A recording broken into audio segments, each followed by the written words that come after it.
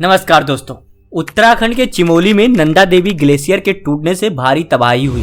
सैकड़ों लोगों की जान चली गई और 1000 से ज्यादा लोग लापता हैं।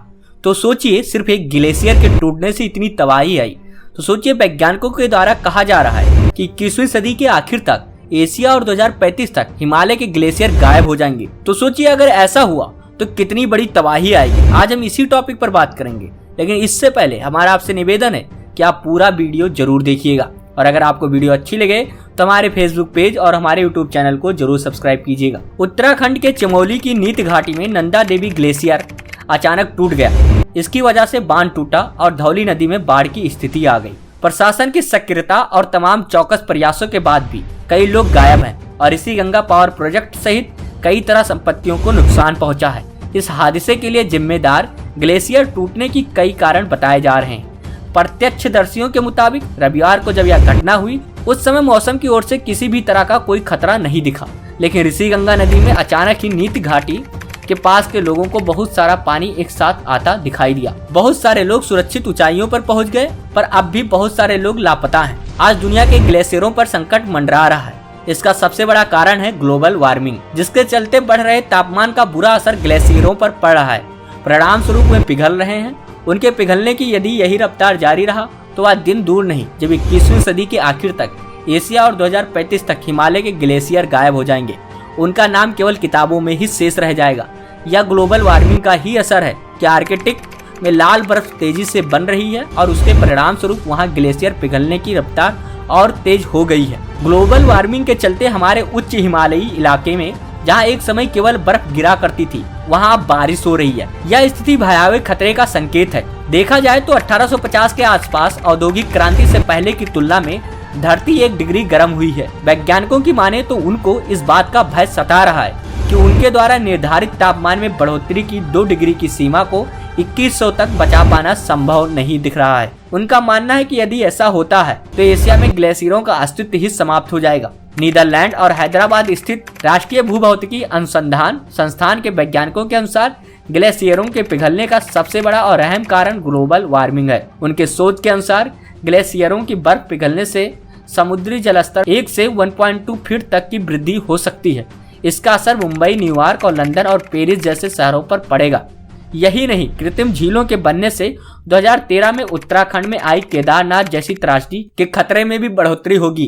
जनरल नेचर जियोसाइंस में प्रकाशित एक शोध में इस बात का खुलासा हुआ है कि आर्कटिक में बन रही लाल बर्फ से ग्लेशियरों के पिघलने की रफ्तार 20% बढ़ जाएगी। वैज्ञानिकों के अनुसार उसमें पाए जाने वाले जीवाणु वहां की बर्फीली सतह का रंग बदलकर लाल कर दे रहे हैं। परिणाम स्वरूप सूर्य की रोशनी को परावर्तित करने की उनकी क्षमता दिन ब दिन कम होती जा रही है। इससे लाल बर्फ में सूर्य की रोशनी और उष्मा ज्यादा अवशोषित हो रही है। इससे बर्फ के पिघलने की रफ्तार तेज हो गई है। यहाँ ग्लेशियरों के पिघलने का नतीजा यह होगा कि आर्कटिक की कार्बन सोखने की क्षमता प्रभावित होगी। वह दिनों दिन कम होती चली जा रही है। यदि यही हाल रहा तो एक दिन ऐसा आएगा कि कार्बन डाइऑक्साइड अवशोषित करने की क्षमता आर्कटिक पूरी तरह खो देगा। या कार्बन डाइऑक्साइड वातावरण में रहकर ग्लोबल वार्मिंग बढ़ाने के कारक के रूप में काम करेगी। यहाँ तक हिमालयी क्षेत्र का सवाल है तो इस सच्चाई से इनकार नहीं किया जा सकता कि माउंट एवरेस्ट तक ग्लोबल वार्मिंग के चलते पिछले 50 सालों से लगातार गर्म हो रही है, जिससे दुनिया का 8,848 मीटर ऊंची चोटी के आसपास के हिमखंड दिन ब दिन पिघलते जा रहे हैं। इसरो की माने तो हिमालय पर्वत श्रृंखला में कुल 9600 ग्लेशियर हैं। इनमें से 75% के पिघलने की गति जारी है। इनमें से ज्यादातर तो झील और झरने के रूप में तब्दील हो चुके हैं। चिंता की बात यह है कि यदि इस पर अंकुश नहीं लगा तो आने वाले समय में हिमालय की यह पर्वत श्रृंखला पूरी तरह बर्फ विहीन हो जाएगी। इसमें दो राय नहीं है कि यह सब तापमान में बढ़ोतरी के चलते मौसम में आए बदलाव का ही दुष्परिणाम है, जिसके कारण ग्लेशियर लगातार सिकुड़ते चले जा रहे हैं। संयुक्त राष्ट्र की पर्यावरण रिपोर्ट भी इसकी पुष्टि कर रही है। हालत की गंभीरता का पता इससे चल जाता है कि समूची दुनिया में वह चाहे आर्कटिक हो या आइसलैंड हो, हिमालय हो, तिब्बत हो, चीन हो, भूटान हो या नेपाल हो या फिर कहीं और, हर एक जगह ग्लेशियरों के पिघलने की रफ्तार तेजी से बढ़ रही है। असल में ग्लोबल वार्मिंग के कारण जिस तेजी से मौसम का मिजाज बदल रहा है, उसी तेजी से हिम रेखा भी पीछे की ओर खिसकती जा रही है। इससे जैव विविधता पर प्रतिकूल प्रभाव पड़ रहा है। हिमरेखा के पीछे खिसकने से टिम्बर लाइन यानी जहां तक पेड़ होते हैं और हिमरेखा यानी जहां तक अस्थायी तौर पर बर्फ जमा रहती है, इसके बीच का अंतर बढ़ता जा रहा है। हिमरेखा पीछे खिसकने से खाली हुई जमीन पर वनस्पति उगती जा रही है। यह वनस्पति पेड़ और झाड़ियों जिससे तेजी से ऊपर की ओर बढ़ती जाएंगी, उतनी ही तेजी से ग्लेशियरों के लिए खतरा बढ़ता चला जाएगा।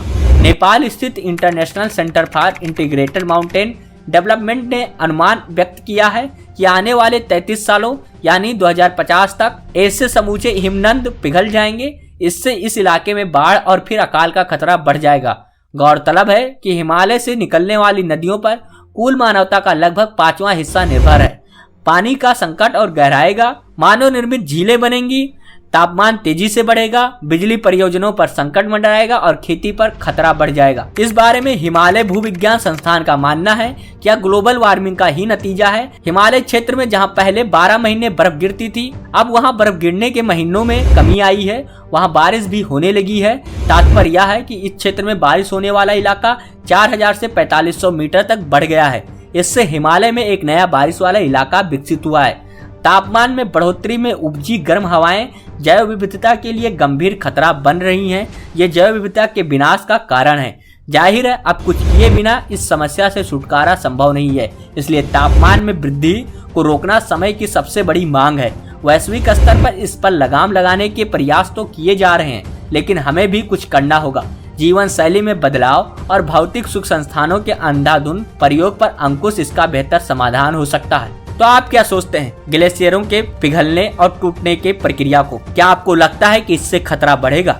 अगर ऐसा लगता है तो आप हमें कमेंट सेक्शन में जरूर बताएं। और आपको वीडियो कैसी लगी या भी हमें कमेंट में बताएं। और अगर आपको वीडियो पसंद आई तो वीडियो को लाइक करें और इस वीडियो को ज्यादा से ज्यादा शेयर करें। और अगर आपने अभी तक हमारे फेसबुक पेज और हमारे यूट्यूब चैनल को लाइक और सब्सक्राइब नहीं किया है तो अभी जाके कर लें। मिलते हैं नेक्स्ट वीडियो में कुछ और टॉपिक के साथ। तब तक के लिए नमस्कार।